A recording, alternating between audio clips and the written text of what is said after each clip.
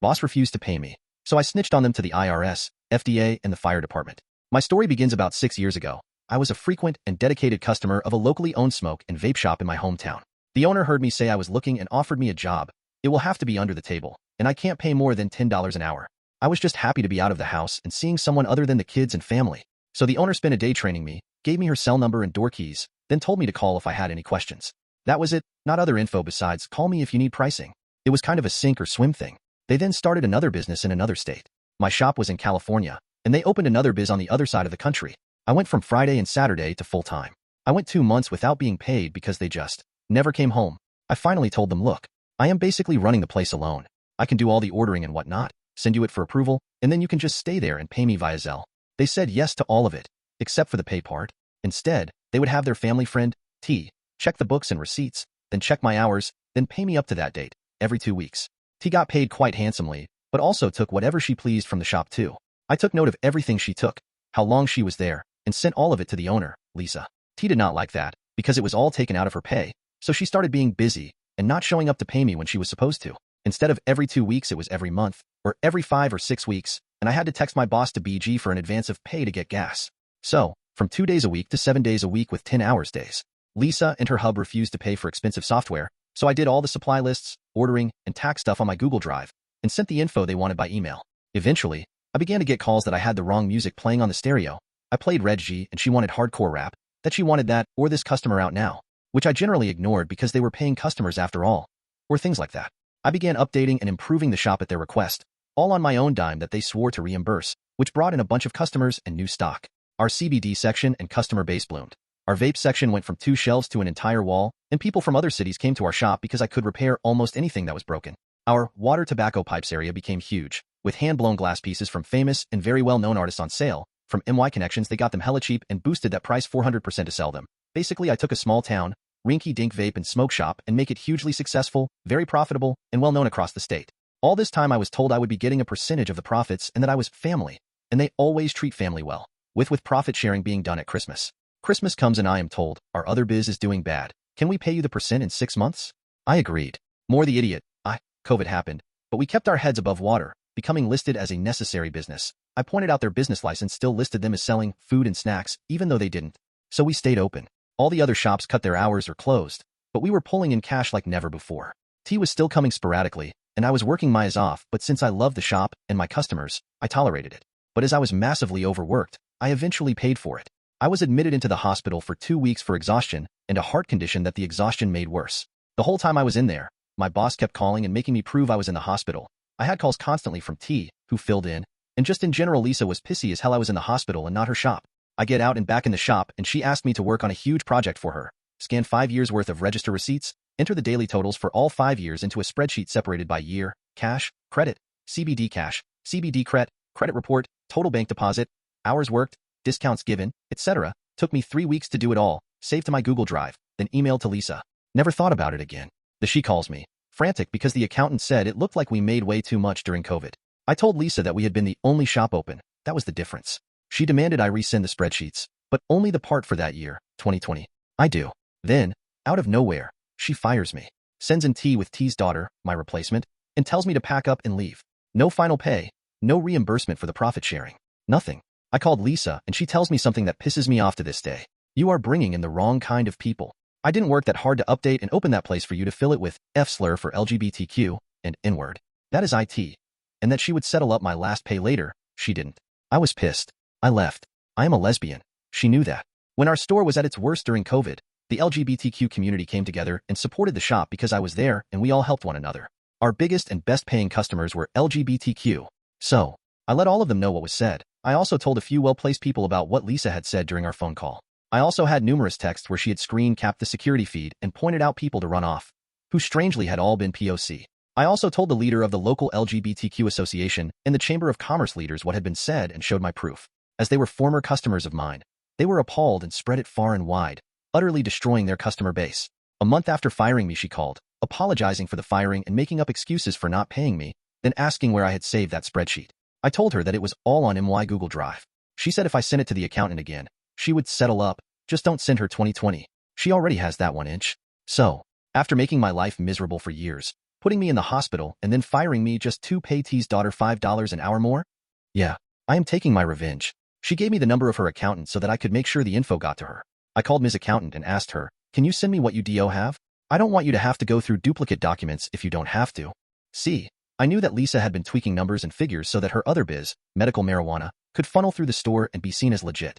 See, if you sell medical marijuana, you couldn't really put it into a normal bank because if the feds wanted to, they could seize it because it is still federally illegal, and banks are under federal rules.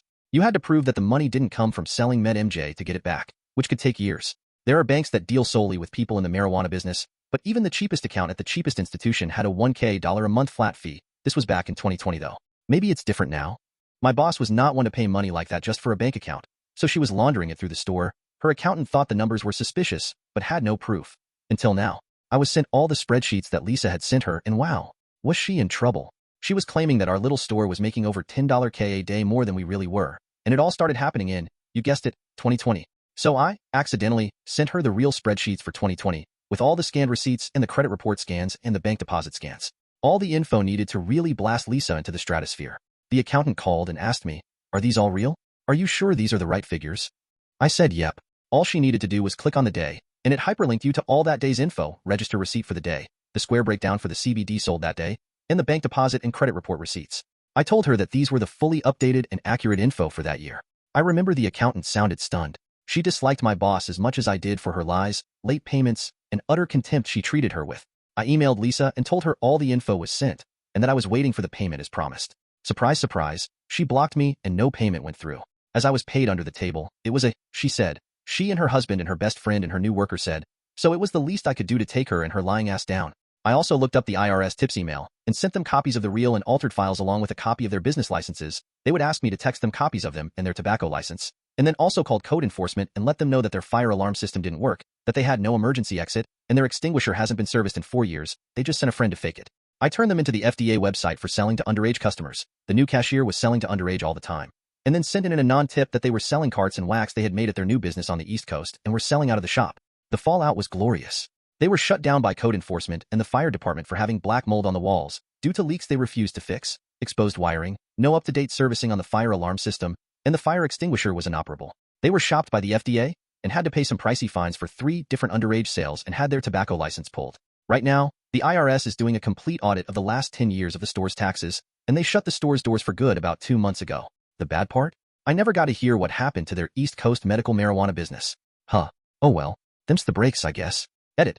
People are commenting on doormat and sue for wages / turn into the labor board. As to the doormat, yeah. When I started there, I was in a mentally and verbally abusive relationship. I kicked them out my last year there and also discovered my backbone. That is when I started asking questions about my pay and such. As to the labor board and suing, I was receiving food stamps, but reporting all my income as self-employed income. I was told that it was illegal to do that. I am thinking about talking to a lawyer about it all, as I have all the text with my hours and pay for my former boss saved on my old phone. Date. So, I have returned from the smokiest corners of the Central Valley to post a wee update on what has been going on. As for T, I finally settled my paybacks for her. She was the manager of a red shirt-wearing craft supply shop. Her husband and Lisa's husband had an agreement that T's husband, would take all those East Coast stamped THC carts, waxes, and flour and sell them at unlicensed sessions. T would often get off work and go to help her husband man the booth. Then the two of them kept 50% of the money and sent the rest back to Lisa and her husband. Well, a friend of mine happened to see them at a sesh, took a pic of them and sent it to me. Can you believe that T was still wearing her work shirt and name tag? She must have just gotten there, I guess. Anyways, friend sent me multiple photos. With the product they were selling was clearly THC items, with pics of her handing items and taking cash from people. We did make sure to blur out everyone but her and her husband's faces, just to be safe. I opened a new email account and sent those photos to Red Shirt Craft store employment and contact us sites. Gave them her name, store location, and the day she had been working at that session. 2 weeks later, Grapevine said that she had been fired for being in uniform while selling illegal unlicensed THC. How sad.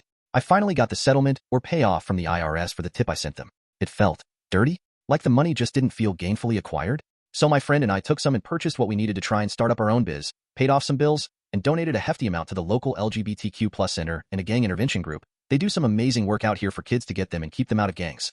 The shop was finally sold off. The new owner is a man who owns a few other smoke shops in town.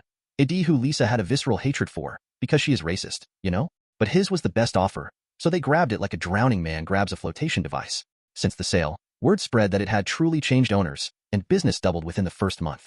He isn't getting near the same numbers I got, but then I'm not there, and he runs things way differently than I did.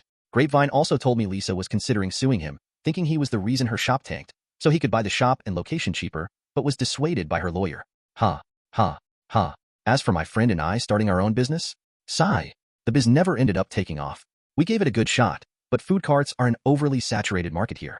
We still do fundraising and catering with it, though, so it wasn't a complete waste. We bill ourselves as dinner and a show, and make fusion cuisine like chicken shawarma burritos with njadara and hummus, vegetarian teriyaki, or chili bean-filled onigiri rye. Stuff like that. Sounds strange, but this is a uni town, and it is pretty popular. Just not popular enough to justify a storefront, or even a food cart. We would play 80s and 90s music and sing and dance while cooking, tell jokes and stories. It was a blast. Oh well, fun while it lasted. But things are quiet now. Lisa's entire family moved back to where their East Coast operation is. Not doing too well now, and they got in trouble when it was shown that their East Coast only products were being sold out west. Fines galore. To the ointment, they had to sell off their Cali property to cover them all. T and her husband Jay moved there with them, and I heard they are working with Lisa's husband in their grow operation. LOL at that. So, got my revenge, did some good to balance my karma, and had fun doing it. The end. Subscribe and like for more videos.